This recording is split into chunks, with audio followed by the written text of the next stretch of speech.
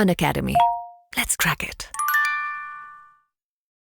मेरे सामने India today के करंट एडिशन की एक तस्वीर है, द बिग पावर गेम्स, और उसके नीचे लिखा हुआ है कि जो वर्ल्ड है उसमें जियोपॉलिटिकल डिवाइड, भू राजनीतिक जो विभाजन है वो इतना ज्यादा बढ़ चुका है कि G20 के सम्मेलन में विभिन्न देशों के बीच में मुद्दों पर आम सहमति बनाना, कॉन्सेंसस बनाना और ज्वाइंट स्टेटमेंट देना मुश्किल हो जाएगा। लेकिन इस आशंका के बावजूद आप जानते होंगे कि ग्रुप ऑफ 20 देशों के विश्व के सबसे महत्वपूर्ण संगठन में दिल्ली में आम सहमति बनाकर एक ज्वाइंट स्टेटमेंट जारी किया जा चुका है।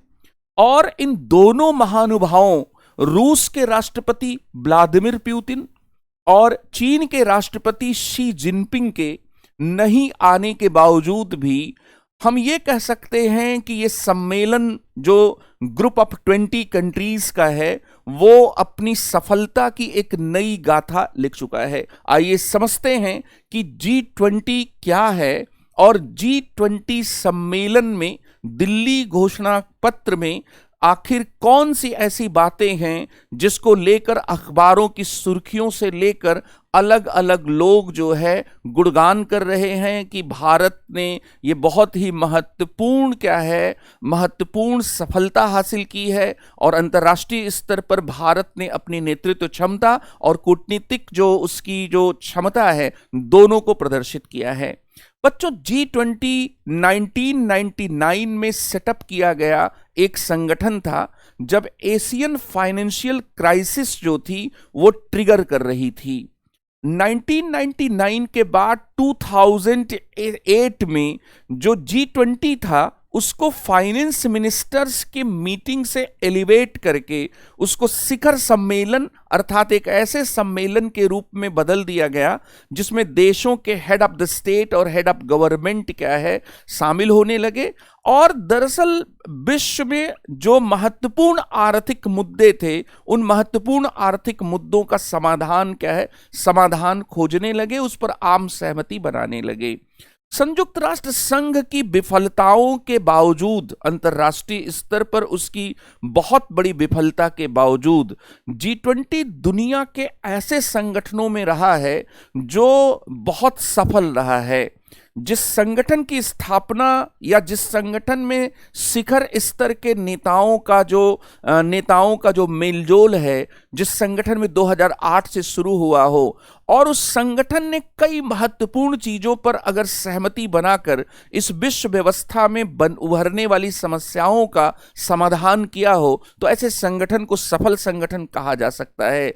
G20 में शामिल जो 20 सदस्य हैं वो 20 सदस्य विश्व में जितना सब कुछ जीडीपी है उस जीडीपी के 85%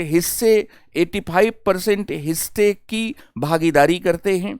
इसके साथ ही 4.6 बिलियन पॉपुलेशन को रखने वाले देश हैं और इंटरनेशनल ट्रेड का 75% हिस्सा G20 कंट्रीज के द्वारा किया जाता है। तो अगर हम वैश्विक अर्थव्यवस्था के लिहाज से देखें तो ये एक बहुत बड़ा संगठन इस मामले में है क्योंकि दुनिया के संयुक्त राष्ट्र संघ के भले ही 193 सदस्य होंगे लेकिन इन 20 देशों के पास जो ताकत है, 20 देशों की जो ताकत है वो बहुत से 170 देशों से भी कई गुना क्या है ज्यादा है। तो यहां पर जो G20 है बच्चों, वो G20 का जो वर्तमान नई दिल्ली जो घोषणा पत्र है, जो नई दिल्ली में इसका जो शिखर सम्मेलन हुआ है बाली सम्मेलन के बाद, उसमें कौन कौन सी ऐसी खास बातें हैं इनको हम लोग आप यहां पर समझेंगे। इन खास बातों को समझने के लिए बच्चों हम लोग यहां पर नई दिल्ली घोषणा और अफ्रीकी यूनियन को सदस्यता, ये इस सम्मेलन की बहुत खास बात है जिसको हम लोग यहां पर समझेंगे। द न्यू दिल्ली डिक्लेरेशन क्या है, नई दिल्ली घोषणा 2023 और बाली घोषणा 2022, इन दोनों घोषणाओं के कॉन्टेक्स्ट में, इन दोनों घोषणाओं के बीच में अंतर क्या है और कैसे इस सम्मेलन को बहुत से जियोपॉलिटिकल डिवीजन्स के बावजूद, बहुत सी आर्थिक समस्याओं के बावजूद क्यों इसको सफल सम्मेलन कहा जा रहा है। और G20 ने कई बड़े कदम उठाने की नई दिल्ली में घोषणा की है, G20 देशों ने घोषणा की है। उसमें एक कदम है India middle east Europe economic corridor की, जिसको IMEC कहा जाता है। इस पर हम लोग बात करेंगे। G20 के बारे में आपको मैंने प्राथमिक तौर पर यह कहा कि G20 जो है वो दुनिया के 20 विकसित और उभरती हुई अर्थव्यवस्थाओं का एक संगठन है। और G20 प्रमुख तौर पर जो आर्थिक मुद्दे रहे हैं उन पर सहमति से जुड़ा हुआ है, लेकिन वो राजनीतिक मुद्दों पर भी अपनी चिंता इसलिए व्यक्त करता है क्योंकि राजनीतिक मुद्दे भी आर्थिक मुद्दों को प्रभावित करते हैं। नई दिल्ली घोषणा पत्र जो 2023 में कल सामने आया है, उसमें एक तरफ यूक्रेन युद्ध को लेकर 7 पैराग्राफ में बातें कही गई हैं, दूसरी तरफ नई दिल्ली घोषणा पत्र में खाद्य सुरक्षा को लेकर, इसके साथ ही अनाजों की सुरक्षा या ग्रेन सिक्योरिटी को लेकर और एनर्जी सिक्योरिटी को लेकर भी कुछ महत्वपूर्ण बातें की गई हैं। दुनिया के बहुत से देश, 72 ऐसे देश हैं विश्व बैंक की रिपोर्ट के अनुसार, जिनकी अर्थव्यवस्था गहरे संकट में है, जो अपने अंतर्राष्ट्रीय कर्ज को चुकाने में बहुत बड़ी असुविधा का सामना कर रहे हैं। और इसलिए जो इंटरनेशनल जो लोनिंग सिस्टम है, उस लोनिंग सिस्टम पर भी G20 देशों को विभिन्न तरह की रियायतों पर, और इसके साथ ही बहुत से कमजोर अर्थव्यवस्था वाले या वीकर फाइनेंशियल सिस्टम वाले जो देश हैं, उनके मुद्दों का समाधान भी करना था। तो G20 के नई दिल्ली घोषणा पत्र में इस बात को भी शामिल किया गया है। G20 का जो न्यू दिल्ली डिक्लेरेशन 23 है, उसमें जलवायु परिवर्तन और खास तौर पर क्लाइमेट फाइनेंसिंग को लेकर भी कुछ महत्वपूर्ण बातें कही गई। G20 जो है, इसके साथ ही जो ग्लोबल जो हम लोग कह सकते हैं कि डेब्ट वल्नरेबिलिटीज हैं, जिसको मैंने अर्थव्यवस्था और वित्तीय बाजारों के क्रम में आपसे डिस्कस किया था, इसमें अलग से भी इस पर बात की गई है।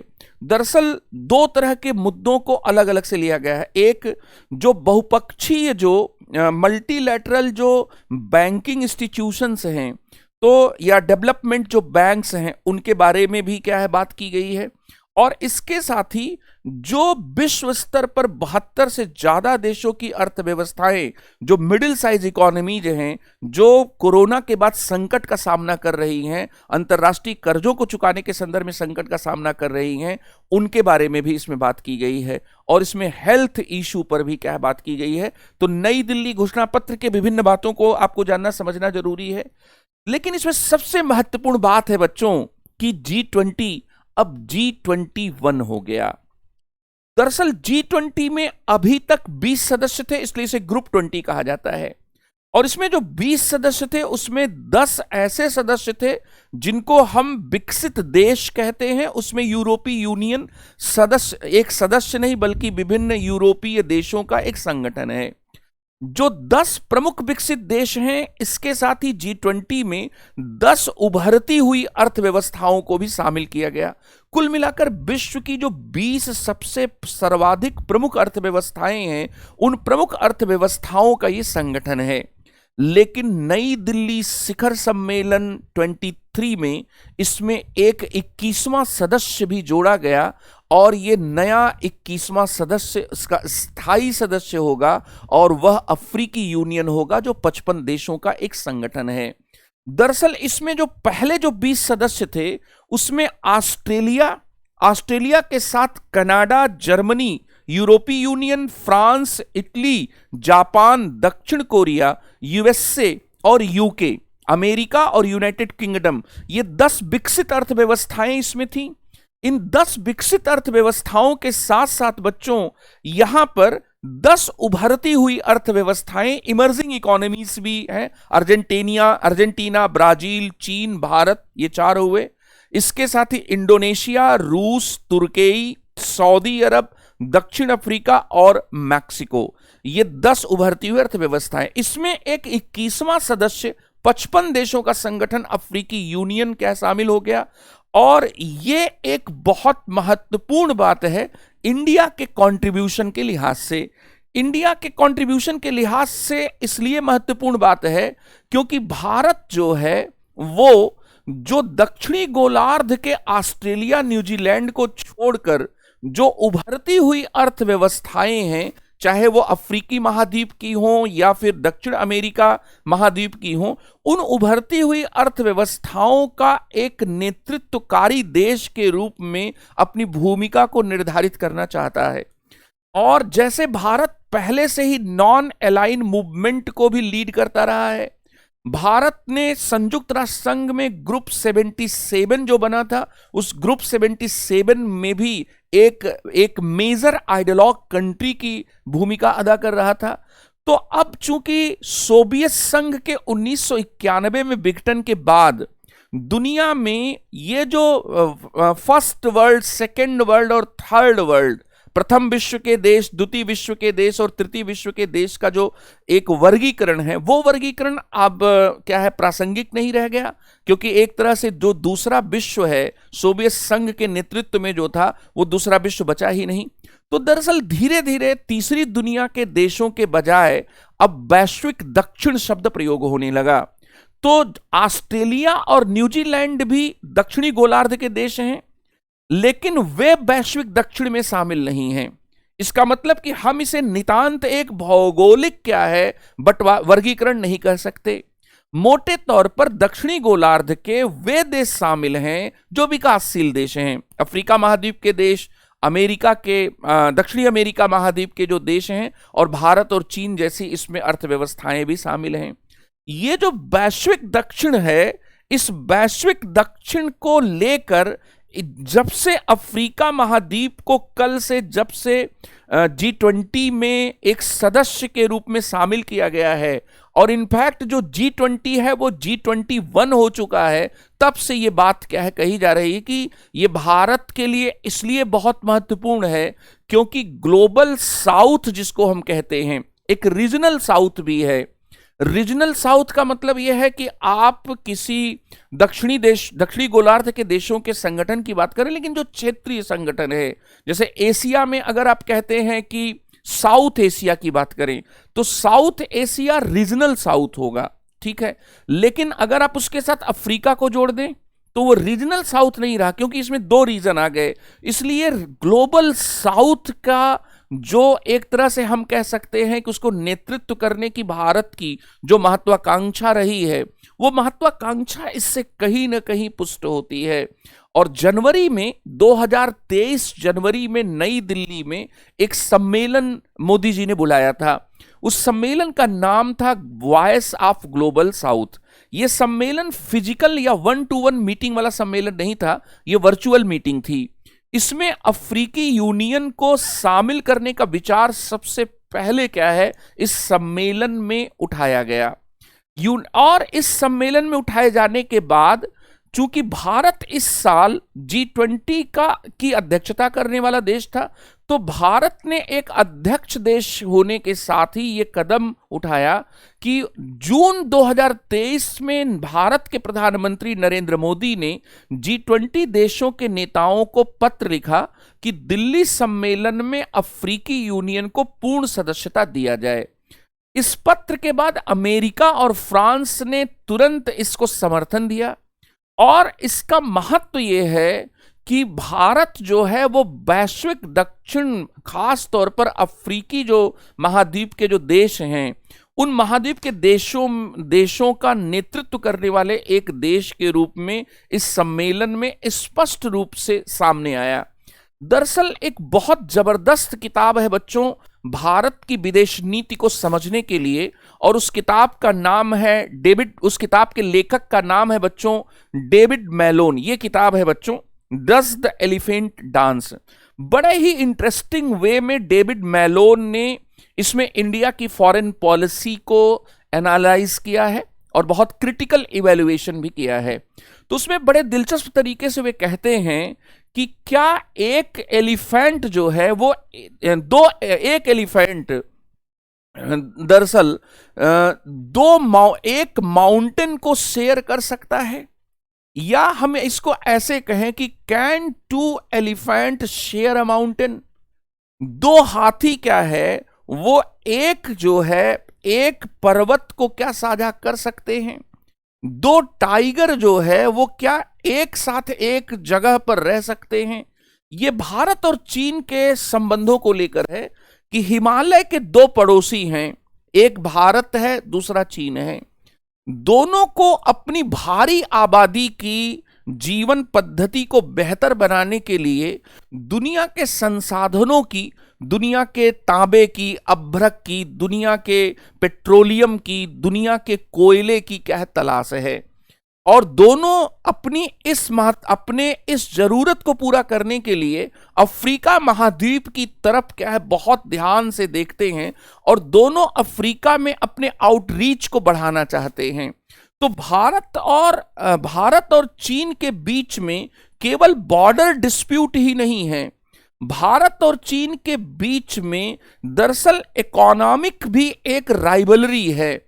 और वो economic rivalry belt and road initiative जो चाइना का है उस पर भी दिखती है, और वो इकोनॉमिक जो राइवलरी है वो अफ्रीकी महाद्वीप के संसाधनों को लेकर बहुत अच्छे तरीके से एक इमर्जिंग इकोनॉमी से एक डेवलप्ड इकोनॉमी की कैटेगरी में पहुंचने की महत्वाकांक्षा से भी जुड़ी हुई है। इसलिए G20 में जैसे ही मोदी जी ने अपने प्रयासों से अफ्रीकी महाद्वीप के 55 देशों के संगठन अफ्रीकी यूनियन को सदस्यता दिलाने में कामयाबी हासिल की, तो इससे रूस और चीन दोनों की इस महत्वाकांक्षा को थोड़ा सा आघात लगा है, जिसमें वे अफ्रीका महाद्वीप के देशों के रहनुमा बनकर अफ्रीकी संसाधनों का अपने विकास में बड़े पैमाने पर यूज करना चाहते थे। तो इस कदम का एक दूसरा महत्व यह है कि इंडिया ग्लोबल साउथ की अपने लीडरशिप को इसके माध्यम से G20 में अफ्रीका महाद्वीप के देशों को शामिल करके उसको पेश कर रहा है। दूसरा, जो अफ्रीका पर भारत और चीन की जो होड़ है, उस होड़ के संदर्भ में भी एक बहुत महत्वपूर्ण कदम है।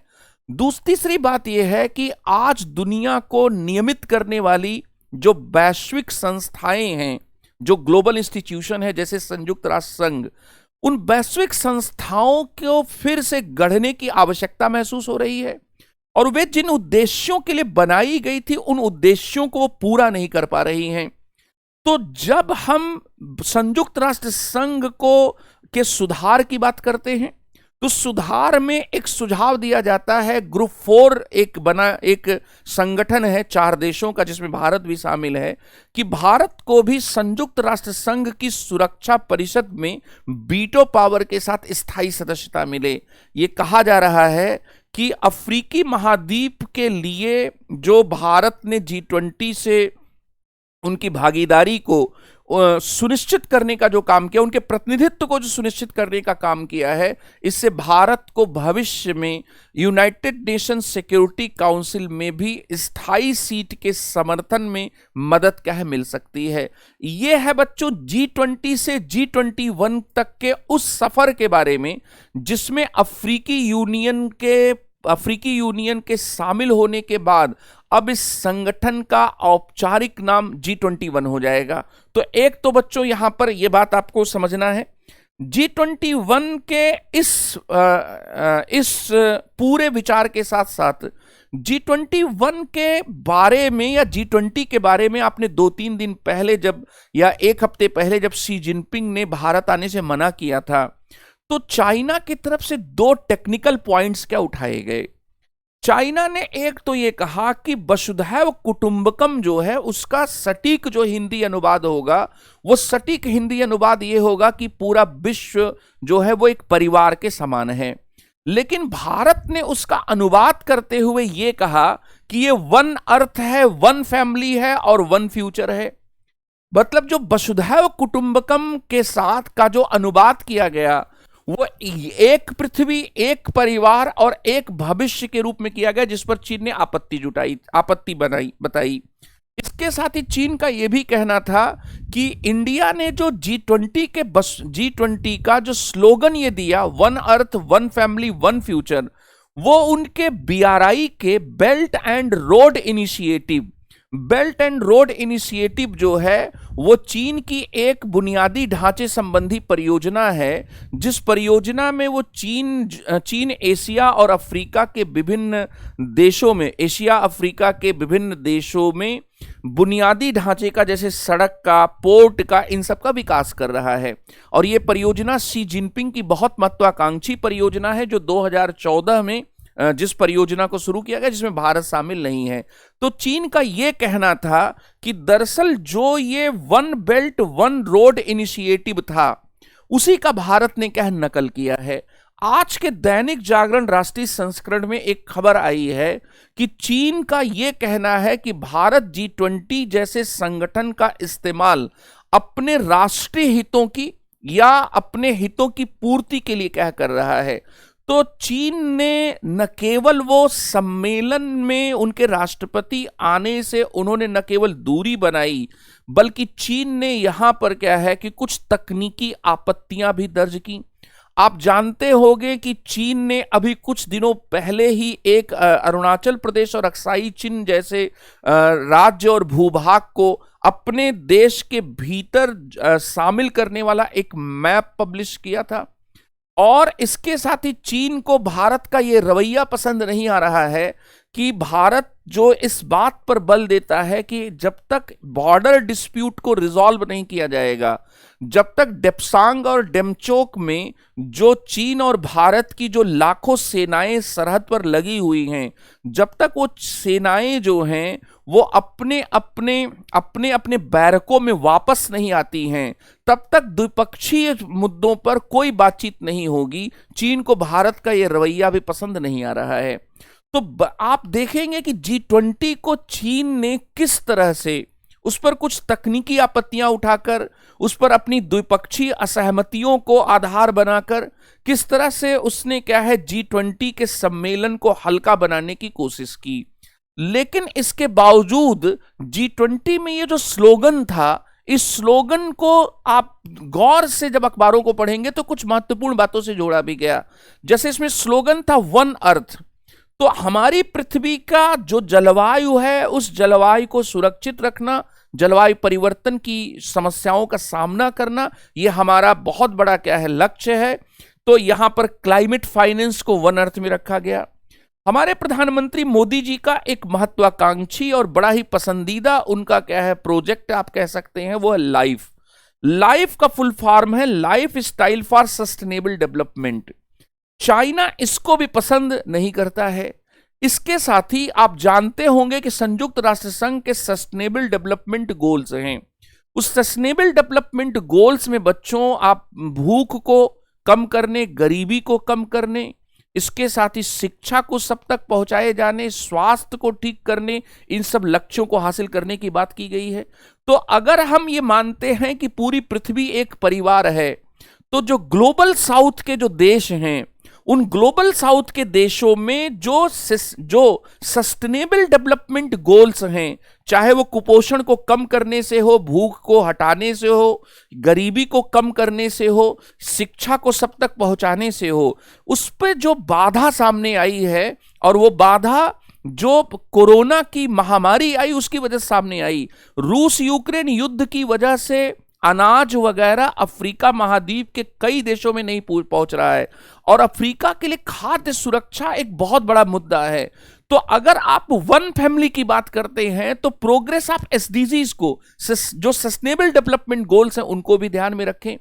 इसके साथ ही हमारा जो भविष्य है इस पृथ्वी पर एक है, और भविष्य अगर एक है तो डिजिटल पब्लिक इंफ्रास्ट्रक्चर के द्वारा जो क्रिप्टो करेंसी वगैरह जो आजकल रेगुलेट करने की या क्रिप्टो करेंसी वगैरह प्रचलन में आने की कोशिशें की जा रही हैं, उनको हम बैन करें या उनको आईएमएफ और इसके साथ ही एफएसबी को दे दें कि वो क्या है उसको रेगुलेट करें। इन सब मुद्दों पर भी G20 में क्या विचार हुआ। तो G20 इस हिसाब से क्या है, जो इसमें स्लोगन दिया गया था, उस स्लोगन के पीछे बच्चों बहुत गहरे बहाव थे।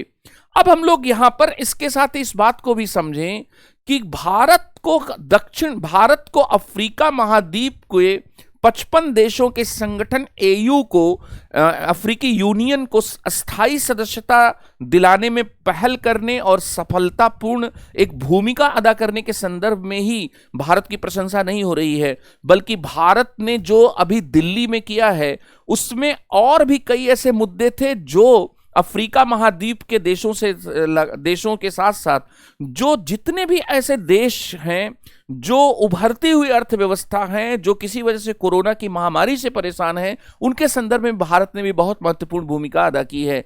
तो अफ्रीकी महाद्वीप को G20 की स्थायी सदस्यता दिलाना एक भारत का एक बहुत महत्वपूर्ण काम था। इसके साथ ही संयुक्त राष्ट्र संघ के जो सस्टेनेबल डेवलपमेंट गोल्स हैं, इन सस्टेनेबल डेवलपमेंट गोल्स को लेकर भी इसमें कुछ महत्वपूर्ण वचनबद्धताओं को फिर से दोहराया गया है। क्रिप्टो करेंसी को लेकर यह फैसला हुआ है कि जो इंटरनेशनल मॉनेटरी फंड है और इसके साथ ही जो स्टेबिलिटी जो बोर्ड है, एफएस, जो यहां पर फाइनेंस स्टेबिलिटी जो बोर्ड है, ये दोनों इसको क्या है, रेगुलेट करेंगे। डिजिटल पब्लिक इंफ्रास्ट्रक्चर, डीपीआई जो है वो क्या है, डीपीआई जो है ये डिजिटल पब्लिक इंफ्रास्ट्रक्चर है। तो डिजिटल पब्लिक इंफ्रास्ट्रक्चर में क्या है भाई, तो आप जानते होंगे कि भारत में इसको ट्रिनिटी मतलब होता है 3 चीजें, और ये ट्रिनिटी जो होती है बच्चों, ये ट्रिनिटी जो है त्रिदेव आप कह सकते हैं, ये है जैम। भारत में ट्रिनिटी में 3 चीजें क्या है, JAM है। जे से क्या है बच्चों, जनधन है, जनधन। ए से क्या है, आधार है, आधार कार्ड है। और इसके साथ ही मेरे प्यारे बच्चों यम से क्या है, मोबाइल है। भारत ने इन तीनों के द्वारा पब्लिक सर्विसेज को लोगों तक पहुंचाया है। जो पब्लिक सर्विसेज हैं, जैसे कि जो डायरेक्ट बेनिफिट ट्रांसफर स्कीम्स हैं, वो इनके द्वारा क्या है, रेगुलेट क्या है की गई। भारत का यह कहना है कि दुनिया में वो देश जो वे नागरिक जो गरीबी का सामना कर रहे हैं, अगर हम भारत की तरह इस तरह से डिजिटल पब्लिक इंफ्रास्ट्रक्चर बनाएं तो ई गवर्नेंस या मोबाइल गवर्नेंस के द्वारा हम सीधे लोगों को उनके खाते में पैसा दे सकते हैं। और सीधे जब हम पैसा दे सकते हैं तो इसमें मिडिल मैन को हटा सकते हैं, तो हम बहुत सारी उसमें हेल्प करने की स्थिति में क्या होंगे। तो यहां पर भारत का यह भी प्रस्ताव है, खास तौर पर यह वैश्विक दक्षिण के देशों को मदद करेगा, क्योंकि यूरोप के जो देश हैं, पश्चिमी यूरोप के जो देश हैं, इनफैक्ट कुछ पूर्वी यूरोप के ज्यादातर जो देश हैं, या फिर अमेरिका महाद्वीप में यूएस हो या फिर कनाडा हो, यहां पर इन सब चीजों की उतनी जरूरत नहीं, क्योंकि पहले से बहुत विकसित अवस्था में है। फिर इसके साथ ही जो मल्टीलैटरल जो डेवलपमेंट बैंक हैं, इनकी भूमिका लोन को रिस्ट्रक्चर करने में बहुत महत्वपूर्ण है। लेकिन जब इनको पैसा वापस नहीं मिलेगा तो उनकी वित्तीय हालत खस्ता हो जाएगी। तो ये जो मल्टीलैटरल डेवलपमेंट जो बैंक है बच्चों, ये मल्टीलैटरल डेवलपमेंट बैंक को लेकर भी भारत ने एक बहुत ही अनुभवी व्यक्ति NK सिंह की कमेटी का गठन किया था कि किस तरह से इसको क्या है ठीक किया जाए। तो मल्टीलैटरल डेवलपमेंट जो बैंक हैं, इनके बारे में भी भारत का जो प्रयास है, वो प्रयास ये सिद्ध करता है कि भारत वैश्विक दक्षिण का क्या है, चैंपियन है।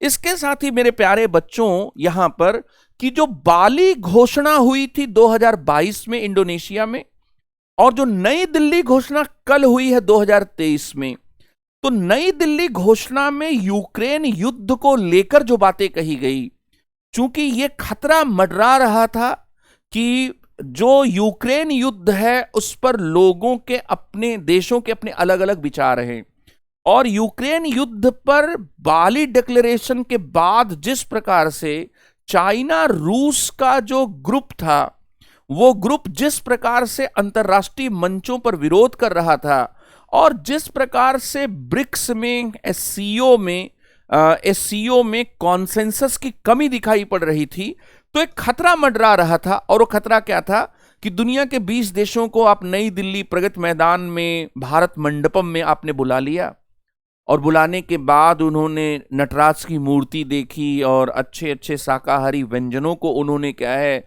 उसका स्वाद चखा, लेकिन कुछ सबस्टेंशियल फैसला नहीं हो सका, कुछ ऐसा डिसाइड नहीं हो सका जिससे आगे 1 साल तक, 2 साल तक, 3 साल तक कोई काम होगा। तो ऐसी स्थिति में जो G20 सम्मेलन था वो एक तरीके से नतीजे के हिसाब से विफल हो जाता अगर 20 देश कोई संयुक्त वक्तव्य जारी करने की या संयुक्त घोषणा जारी करने की स्थिति में नहीं होते। तो ये माना जा रहा था कि एक जियोपॉलिटिकल डिवाइड है जो डिवाइड बहुत बढ़ चुका है और चीन के राष्ट्रपति का अंतिम समय तक में नहीं आना, अंतिम समय में अपना नाम वापस ले लेना, रूस के राष्ट्रपति यूक्रेन युद्ध में इतने ज्यादा इन्वॉल्व हैं कि वो शायद ही किसी रीजनल या ग्लोबल ऑर्गेनाइजेशन की मीटिंग को इस समय के अटेंड करेंगे। तो ऐसी स्थिति में बड़ा मुद्दा था और भारत की कूटनीतिक जो क्षमताएं हैं वो क्षमताएं दिल्ली घोषणा पत्र में इस रूप में दिखाई पड़ी कि आप 20 देशों के एक ऐसे संगठन के अध्यक्ष हैं जिसमें 2 गुट हैं, एक G7 है जो विकसित देशों का है और दूसरा रूस और चाइना का ग्रुप है। दोनों को आपको क्या है, दोनों गुटों को, दोनों ग्रुप्स को आपको क्या है, सहमति पर लाना है, समझौते पर लाना है। तो यहां पर यह भारत के लिए बड़ा चुनौतीपूर्ण था। भारत ने इसमें इंडोनेशिया की मदद ले ली क्योंकि पिछला अध्यक्ष वो था। भारत ने इसमें अगले अध्यक्ष ब्राजील की भी मदद ली जो 2024 के G20 का हेड है। और इसके साथ ही भारत ने साउथ अफ्रीका को भी कहा कि भाई तुम भी आओ, तुम भी अपने प्रभाव, अपनी दोस्ती मित्रता का इन सब का इस्तेमाल करो। और उसके बाद इसमें एक ऐसी भाषा डाली गई जिस पर रूस और चीन दोनों ने क्या हस्ताक्षर किया। इस तरह से जो G20 में जो 2 ग्रुप हैं, G7 और चीन और रूस का ग्रुप, दोनों को भारत एक साथ लाने में कामयाब हुआ और यह भारत की बहुत बड़ी क्या सफलता थी। और यह G20 दिल्ली शिखर सम्मेलन के लिए क्या है, बहुत महत्वपूर्ण चीज थी। यहां पर हम लोग देखें कि क्या डिफरेंस था। तो जो बाली डिक्लेरेशन 22 था उसमें रूस यूक्रेन युद्ध का क्लियरली क्या है, उसका जिक्र था और रूस की इसमें आलोचना की गई थी। रूस को एक एग्रेसर के रूप में क्या देखा गया था। पहले तो रूस ने और चाइना ने इस डिक्लेरेशन पर साइन कर दिया, लेकिन अगले 9 महीने तक उन्होंने इस बात का हर मंच पर क्या विरोध किया। ठीक है, तो जो बाली घोषणा थी उसमें रूस यूक्रेन युद्ध का जिक्र था और रूस की आलोचना की गई थी। नई दिल्ली घोषणा पत्र जो कल जारी हुआ है उसमें यूक्रेन में चल रहे युद्ध का जिक्र है, लेकिन रूस का जिक्र नहीं है और रूस की आलोचना भी नहीं है। रूस का सबसे बड़ा प्रश्न यही था कि आप G20 जो है, या चाइना के जो प्रधानमंत्री आए उन्होंने कहा कि G20 की स्थापना किस लिए की गई थी। G20 की स्थापना जियोपॉलिटिकल इश्यूज को रिजॉल्व करने के लिए तो नहीं की गई थी। G20 की स्थापना सिक्योरिटी इश्यूज पर समझौता करने के लिए तो नहीं की गई थी। G20 की स्थापना प्राइमरली एक फाइनेंशियल जो इश्यूज थे उन इश्यूज को एड्रेस करने के लिए की गई थी। तो आप इसको जियोपॉलिटिकल इश्यूज में घसीट कर क्यों ला रहे हो। भारत में G20 के जो प्रधानमंत्री के जो शेरपा थे अमिताभ कांत, जो बहुत एक चमकते हुए सितारे की तरह क्या उभरे हैं इस पूरे आयोजन में, और आज इंडियन एक्सप्रेस ने उनके शान में कसीदे क्या काढ़े हैं। तो अमिताभ कांत का कहना था कि भाई ये आप लोगों का झगड़ा है, ये यूरोप का झगड़ा है और यूरोप के झगड़े को आप पूरी दुनिया का तमाशा क्यों बना रहे हैं। तो हम क्या है कि हम पंच बनने की यहां पर कोशिश नहीं करेंगे। हम यहां पर पंच बनने की कोशिश करेंगे तो ग्लोबल साउथ के साथ जो हमारी लीडरशिप है, या जो हम अफ्रीका के साथ जुड़कर काम करना चाहते हैं, या अरब देशों के साथ जुड़कर काम करना चाहते हैं, या पश्चिमी यूरोप के साथ जुड़कर काम करना चाहते हैं, वो प्रभावित होगा। तो यहां पर बच्चों क्या है कि जो बाली घोषणा पत्र था उसमें संयुक्त राष्ट्र संघ के जो रिजोल्यूशंस पास हुए थे उन रिजोल्यूशंस के आधार पर रूस को घेरने की कोशिश थी। रूसी आक्रामकता की उसमें आलोचना की गई थी। यूक्रेन से कहा गया था रूस को कि वह पूरी तरह से बिना किसी शर्त के अपनी सेनाओं को वापस बुलाए। हालांकि इसके बावजूद क्या कोई इसका समाधान नहीं हुआ। लेकिन अगर आप नई दिल्ली घोषणा पत्र को देखेंगे तो इसमें कहा गया कि जमीन पर कब्जे के लिए आक्रमण और बल प्रयोग की हम आलोचना करते हैं। ठीक है, इनडायरेक्टली रूस पर यह बात लागू होती है। लेकिन रूस का सीधे नाम लेने से बचा गया। देखो, सीधे नाम लेने पर ना पूरा एकदम दिल में बात उतर जाती है। सीधे क्या है कि जैसे 20 लोग जुटे हैं, गांव में पंचायत हो रही है और 20 लोग जो है वो किसी एक आदमी का नाम लेकर कि ठाकुर और गब्बर की वजह से जिंदगी क्या है जहन्नुम हो गई है, हमारे गांव वालों के ऊपर जो भी ये पूरी समस्या आई है ये सिर्फ और सिर्फ ठाकुर और गब्बर के साठगांठ की वजह से हुई है। तो इसी तरह से दुनिया में भी आप देखेंगे कि ठाकुर जो हैं वो इस तरह से क्या है चाइना बन गया है, या रसिया के राष्ट्रपति को ले लीजिए, और गब्बर भी उसमें से एक आदमी को देख लीजिए। तो इस तरह से आप देखेंगे कि ये एक डिफरेंस हुआ। इसके साथ ही बच्चों एक और बात है कि बाली घोषणा में यूक्रेन युद्ध पर 2 पैराग्राफ थे, यहां पर 83 कुल पैराग्राफ, उसमें 7 पैराग्राफ लिखे गए।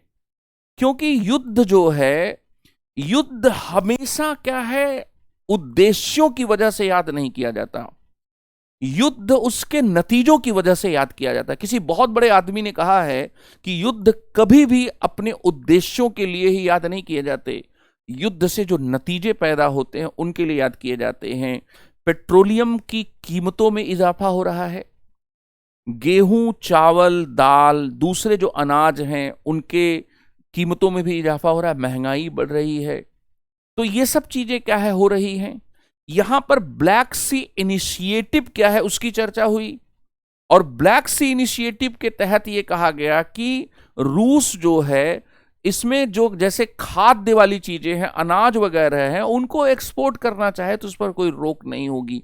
इस तरह से ये माना जा रहा है कि यूक्रेन युद्ध पर पश्चिमी देशों ने जो बाली घोषणा पत्र में 22 में जो एक सख्त रुख अपनाया था, और वहां पर क्या है उसके बाद G7 ग्रुप ऑफ 7 ये गुट और रूस चीन गुट ने विरोध करना शुरू किया था। लेकिन 2023 का जो दिल्ली घोषणा पत्र है इसमें पश्चिमी देशों का रुख थोड़ा नरम हो गया है। मोदी जी और उनकी टीम के लोगों ने समझाया कि भाई सख्ती अपनाकर आपने क्या हासिल कर लिया, आपको व्लादिमीर पुतिन साहब के खिलाफ सख्ती अपनाने से कुछ भी हासिल नहीं होने वाला है।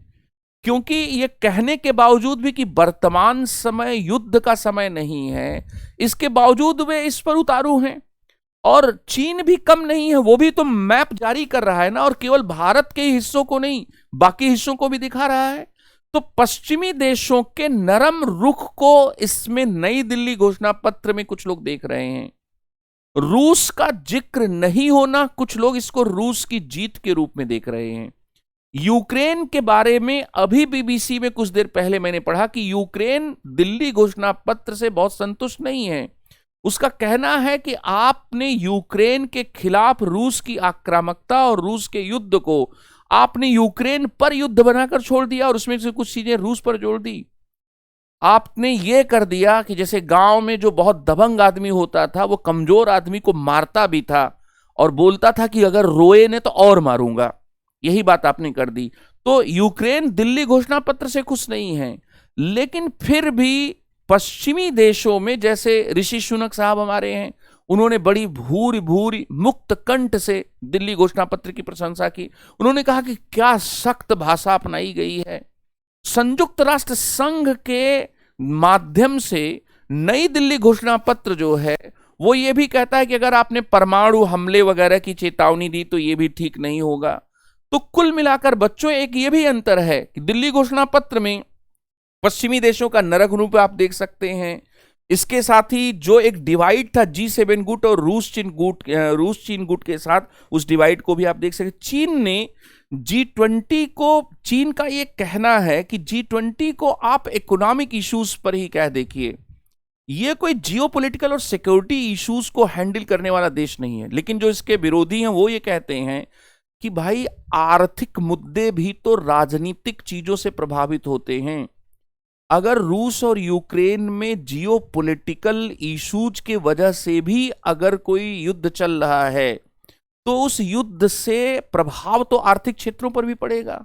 तो यहां पर ये चीन का कहना है कि आप G20 को एक premium international forum for economic issues के रूप में आप देखिए, और इसके साथ ही क्या है कि आप इसको जियोपॉलिटिकल और सिक्योरिटी इशू से मत जोड़िए।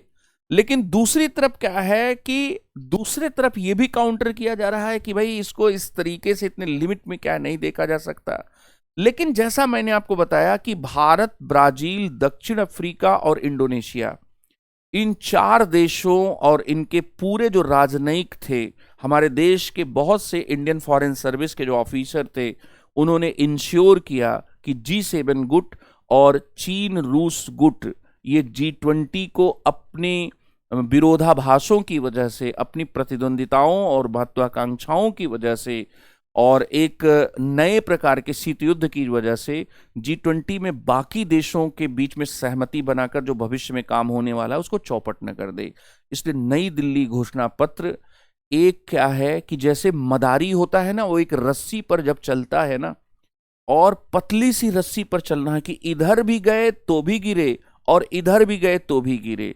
तो एक तरफ G7 था, उनका कहना था कि ये बात हमारी मानी जाए, और दूसरी तरफ चीन और रूस गुट था जिसका कहना था कि ये बात हमारी मानी जाए। और रूस को आजकल चीन ही सारा सपोर्ट कर रहा है। रूस लड़ते लड़ते थक भी रहा है, कमजोर भी पड़ रहा है। यूक्रेन को दूसरी तरफ पश्चिमी यूरोप सपोर्ट कर रहा है, अमेरिका तक सपोर्ट कर रहे हैं। तो ये एक लड़ाई चल रही है जिसमें बिग पावर गेम्स हैं। इसमें इंडिया को एक टाइट रो पर चढ़ना था, एक बहुत पतली रस्सी पर चलना था, जिसमें भारत के प्रधानमंत्री, भारत के विदेश मंत्री, भारत की वित्त मंत्री, इनकी बहुत और आईएएस ऑफिसर्स, आईएफएस ऑफिसर्स, इन्होंने बड़े ही चतुराई से, दूरदर्शिता से इस पूरे चीज को क्या है संभव बनाया, जिसमें नई दिल्ली घोषणा पत्र क्या हुआ, संभव हुआ। इसके साथ ही बच्चों जो ये न्यू दिल्ली डिक्लेरेशन 23 है, उसमें एक बहुत इंपॉर्टेंट इनिशिएटिव अनाउंस हुआ है जिसको कहते हैं IMEC। IMEC India middle east Europe economic corridor. IMEC stands for India middle east Europe economic corridor. ये एक इकोनॉमिक कॉरिडोर है इंडिया मिडिल ईस्ट के बीच में, और यह एक महत्वाकांक्षी बुनियादी ढांचे की परियोजना है जिसमें भारत को पश्चिम एशिया से होते हुए यूरोप से क्या जोड़ा जाएगा। बहुत दिलचस्प बात है कि इसमें जो इकोनॉमिक कॉरिडोर है, इसमें ऑप्टिकल फाइबर से हम डेटा भी भेज सकेंगे, हम इसमें इसके साथ ही ट्रेन से और शिप से हम ऑयल भी भेज सकेंगे, हम इसके साथ ही इसमें पाइपलाइन भी बनाएंगे जिससे गैस हम भेज सकेंगे, इसके साथ ही हम इसमें सामान भी भेज सकेंगे। यह दरअसल सी रेल कॉरिडोर है, और इसके जो साझेदार देश हैं बच्चों, वो हैं सऊदी, संयुक्त अरब अमीरात UAE, इसके साथ ही फ्रांस, इटली और जर्मनी। अभी ये प्रत्यक्ष रूप से इन्होंने इसके ऊपर क्या समझौता कर दिया। भारत के लिए बहुत ही महत्वपूर्ण पहल है। बिडेन की बात को माने तो ये बहुत ही गेम चेंजिंग आइडिया है। चाइना के बेल्ट एंड रोड इनिशिएटिव से भारत बहुत ही आशंकित है, और भारत का ये कहना है कि तुम सड़क बनाने के नाम पर, पोर्ट बनाने के नाम पर किसी भी देश की टेरिटोरियल इंटीग्रिटी को खत्म नहीं कर सकते। पाकिस्तान ऑक्युपाइड कश्मीर से BRI के बेल्ट एंड रोड इनिशिएटिव के एक पार्ट के रूप में जो चाइना पाकिस्तान इकोनॉमिक कॉरिडोर जो बना हुआ है, उस चाइना पाकिस्तान इकोनॉमिक कॉरिडोर को पाक ऑक्युपाइड कश्मीर से क्या है, वहां से कह ले जाया गया है। वो सिंजियांग प्रांत चाइना के और इसके साथ ही पाकिस्तान में बिल्कुल नीचे समुद्र तट के किनारे एक पोर्ट है, उसको कह जोड़ा जाएगा। मुझे आपको चैट बॉक्स में बताना है कि पाकिस्तान और चाइना के बीच में या चाइना पाकिस्तान के बीच में जो इकोनॉमिक कॉरिडोर है वो चीन के सिंजियांग प्रांत को पाकिस्तान के किस पोर्ट से क्या है पाकिस्तान के किस पोर्ट से क्या है जोड़ता है। और ये क्या है, आपकी अंडरस्टैंडिंग और नॉलेज को दोनों को चेक करेगा। तो एक तो ये था, इससे हम परेशान हैं और इसमें हमने क्या है अपने आप को जोड़ा नहीं, भारत ने इसमें जोड़ा नहीं। 90 के दशक से भारत की इल्तजा रही है पाकिस्तान से कि भाई हमारे ट्रकों को कम से कम इधर से अफगानिस्तान और सेंट्रल एशिया जाने दो। लेकिन पाकिस्तान ने कहा कि ना रे बाबा ना, ऐसा नहीं हो पाएगा, ये कॉपरेशन मैं नहीं करूंगा। तो पाकिस्तान ने हमें ओवरलैंड एक्सेस से मना किया, ठीक है। ईरान के साथ हमने कोशिशें की और INSTC international south trade corridor बनाने की कोशिश की। लेकिन ईरान भी पश्चिमी देशों से उसके संबंध खराब हैं और अमेरिका ने और पश्चिमी देशों ने उस पर कुछ प्रतिबंध भी लगाए, इकोनॉमिक रिस्ट्रिक्शंस भी लगे हुए हैं। तो ईरान भी उसमें भी काम क्या है, जो चाबहार बंदरगाह से जो ईरान के माध्यम से हम क्या है वहां पर अफगानिस्तान और इसके साथ ही सेंट्रल एशिया पहुंचने की कोशिश कर रहे थे, वो भी क्या है कोशिश क्या है रुकी हुई है। ऐसे में बच्चों, जो ये India middle east Europe economic corridor है, ये हमारे लिए क्या है, एक हवा का झोंका है। और इसको आप यहां पर दर्शन करिए कि यहां पर मामला क्या है। ये प्रपोज्ड इकोनॉमिक कॉरिडोर है जो आज इंडियन एक्सप्रेस के आर्टिकल में पब्लिश किया गया है। भारत में ये मुंबई से जैसे मान लीजिए शुरू हुआ, तो ये जो सीधी लाइन है ये क्या है, रेल रूट है। और जो ये बीच बीच में गैप है लाइनों में, ये सी रूट है। तो यहां से हम मुंबई से क्या है सीधे दुबई तक जहाज से आ जाएंगे। फिर इसके बाद ये जो कॉरिडोर है यहां पर रेल लिंक डेवलप किया जाएगा। फिर इस रेल लिंक के बाद यहां पर रियाद आ गया। फिर इस रेल लिंक के बाद जो है ये इधर से होते हुए क्या है, ये यूरोप की तरफ क्या है जाएगा। यहां पर इसी को कहा जा रहा है कि ये एक इकोनॉमिक कॉरिडोर होगा। इसमें इसके साथ साथ क्या है, ऑप्टिकल फाइबर भी बिछाया जाएगा और ऑप्टिकल फाइबर के साथ साथ पाइपलाइन भी समुद्र में डाली जाएगी। पाइपलाइन से गैस वगैरह भी आदान प्रदान किया जा सकता है और ऑप्टिकल फाइबर से डेटा किया जा सकता है। तो इसलिए यह भी बात है कि ये सी और रेल रूट है, लेकिन इसके साथ ही इसको और भी चीजों से क्या जोड़ा गया है। तो ये एक बहुत ही हिस्टोरिकल इस मामले में है कि ये चीज क्या है यहां पर की जा रही है। फिर इसके साथ ही बच्चों, भारत पहले कोशिश क्या कर रहा था, भारत पहले यहां पर कोशिश कर रहा था कि इंडिया से ईरान होते हुए, अजरबैजान होते हुए, रसिया होते हुए वो यूरोप क्या है पहुंचे, ठीक है। और इसी को क्या है, जैसे कि नॉर्थ साउथ ट्रांसपोर्ट कॉरिडोर, तो ये INSTC था जिसमें चाबहार बंदरगाह से भारत क्या है यहां पर इंडिया से चाबहार बंदरगाह गए और वहां से फिर क्या है इधर चले गए। लेकिन इस पर ईरान जो है पिछले 10 साल से लगभग इस पर कोई काम नहीं हो पाया है, ठीक है। आप जानते होंगे कि चूंकि ग्वादर बंदरगाह तक चाइना आ चुका है और वहां पर उसने बहुत बड़ा पोर्ट डेवलप किया है। सीपेक को शिनजियांग प्रांत से ग्वादर बंदरगाह तक क्या है जोड़ा गया है। तो भारत को थोड़ा इसको लेकर भी ये रहता है कि अगर कल को युद्ध छिड़ा और ये क्या है इंडो पैसिफिक तक में क्या है मामला गया, तो चाइना ने यहां से एक अल्टरनेटिव रूट क्या बनाया है और उस अल्टरनेटिव रूट से वो अपने देश तक आने वाले सामानों में जो पेट्रोलियम वगैरह की आपूर्ति वो सुनिश्चित कर ले जाएगा। मतलब ये एक बड़े परिदृश्य की क्या है बात मैं कर रहा हूं। इसके साथ ही बच्चों यहां पर तो मैंने आपसे कहा कि जो IMEC है वो IMC भी EC भी इस हिसाब से क्या है बहुत क्या है महत्वपूर्ण है। आज के द इंडियन एक्सप्रेस में C राजा मोहन ने बच्चों एक आर्टिकल पब्लिश किया है और वो C राजा मोहन का आर्टिकल वो कहता है कि 7 इंपॉर्टेंट रीजन्स हैं India middle east Europe economic corridor के समर्थन में। पहला कि एक कन्वेंशनल विजडम था जो ये कहता था कि इंडो पैसिफिक को छोड़कर रीजनल कोऑपरेशन इंडिया और अमेरिका के बीच में दूसरे रीजन्स में नहीं हो सकता है, लेकिन जहां पर जो देश हैं जैसे यूएई है, सऊदी है, ये जो देश हैं, इन देशों से सीधे इस इकोनॉमिक कॉरिडोर को फायदा मिलेगा।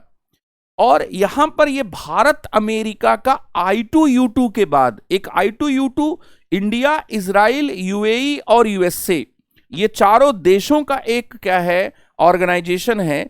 तो उसके बाद ये दूसरा ऐसा सहयोग है जिसमें भारत अमेरिका इंडो पैसिफिक के बाद दूसरे देश में क्या सहयोग करने के लिए उतर रहे हैं। एक तो ये है भारत की जो मांग रही है कि सड़क मार्ग उसे मुहैया हो ताकि वो अफगानिस्तान तक पहुंच सके, वो मांग जो है पाकिस्तान के वीटो किए जाने के बाद अगर IMEC को देखें तो इस हिसाब से बहुत महत्वपूर्ण है। तेहरान ने जिस प्रकार से भारत के इंस्टक को, भारत जो ईरान, अजरबैजान, रूस और उसके वहां से फिर क्या है यूरोप जुड़ने की एक तमन्ना रखे हुए था, वो तमन्ना अब क्या है किसी काम की नहीं है, क्योंकि रूस का जो अभी जो स्थिति है रूस की, उसमें वो शायद ही कनेक्टिविटी के लिए तैयार होगा। साल 2 साल युद्ध खत्म हो जाने के बाद भी साल 2 साल उनके रिवाइवल में लगेगा।